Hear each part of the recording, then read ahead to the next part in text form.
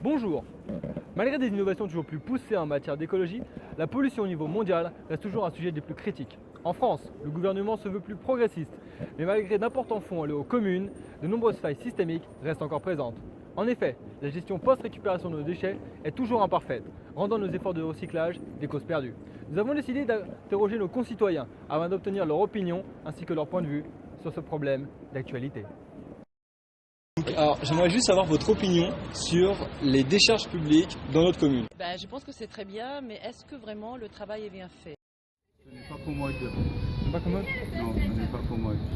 J'ai pas vraiment d'avis sur la question. C'est compliqué si vous avez besoin d'aller mettre votre décharge quelque part. Au niveau national, j'ai une méconnaissance de ça. On pourrait trouver une autre solution, ce serait mieux. C'est devenu très administratif et dissuasif. Alors, moi j'aurais juste quelque chose à vous montrer. Oui. Alors, c'est des images de décharges qu'on a prises dans les endroits du monde. Donc, votre opinion dessus? Catastrophe. Forcément, quand on voit, on pense aux pays, disons, du tiers-monde. Oh, ça c'est dans un pays pauvre. Ça, c'est en France. Vous en pensez quoi? C'est surprenant. C'est dégoûtant. Mais je suis pas forcément étonné. C'est pas vrai. Si. La France c'est pas un pays. On n'aime pas. Enfin, on parle beaucoup d'environnement, mais en fait, on fait pas grand-chose. Est-ce que vous auriez des idées pour justement résoudre ce problème? Je pense pas que les gens soient fondamentalement de mauvaise volonté, parce que là, finalement, on parle des municipalités. C'est ça. C'est des questions de sous, en fait. Il faudrait une espèce de... Pas de bourse, je sais pas comment on dit, subvention. Subvention, Ouais, l'État. de- On prend la voiture, on trie, on met dans les vannes où on doit mettre. Simplifier l'accès aux lieux de décharge, des possibilités de recyclage facile derrière. Maintenant, le recyclage est devenu un business. Le recyclage est en effet devenu un business rentable. La France est le 8e pays producteur de déchets annuels par habitant au sein des 32 pays qui composent l'Union européenne. En comparaison, il produit en moyenne 2 fois plus de déchets que des pays tels que la Roumanie, la Lettonie ou encore la République tchèque. La France se situe également au 13e rang de l'Union européenne concernant l'utilisation d'énergie renouvelable dans la consommation intérieure. Avec un taux de 13,4%, elle se situe au-dessus de la moyenne de l'Union européenne.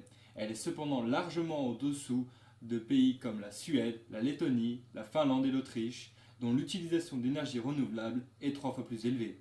Ces deux facteurs engendrent des déchetteries de plus en plus encombrées.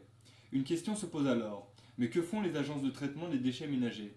Prenons l'exemple du budget 2015 de Sitcom, Agence métropolitaine des déchets ménagers. 75% de cette recette comprennent les redevances des collectivités. Alors avec l'impact qu'a eu la crise financière sur les budgets des communes, le problème lié aux déchetteries à ciel ouvert semble également un problème budgétaire.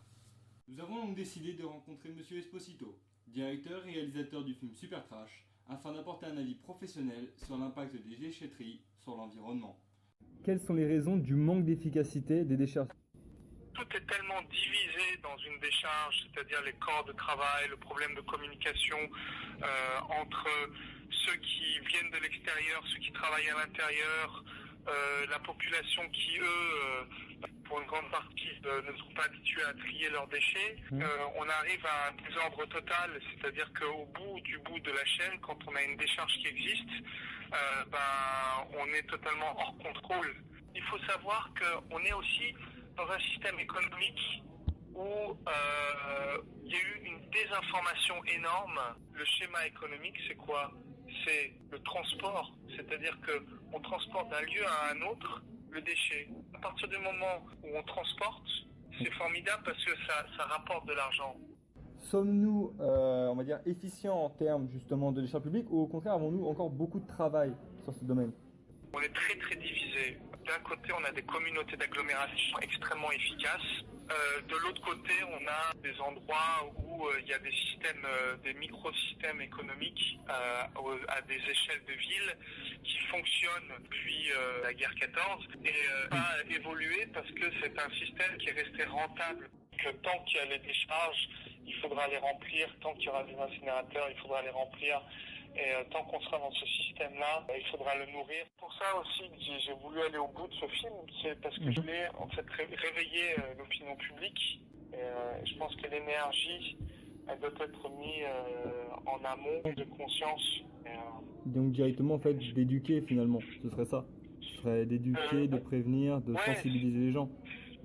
Oui, je crois que c'est chez les citoyens, le consommateur. Je pense que c'est la clé du succès. Un grand merci à M. Esposito qui nous a permis de comprendre que le problème des déchetteries est bien plus qu'un simple problème de surface ou de localisation. Il s'agit tout d'abord d'un problème de gestion des déchets. Dans une déchetterie, les déchets organiques, chimiques et plastiques sont mélangés, ne permettant pas d'effectuer un traitement efficace de ces déchets. La source de la solution semble ainsi se trouver en amont et des solutions pourraient bien émerger dans les années à venir et venir renverser ce système dépassé. C'était l'équipe numéro 16 pour Schema Business School.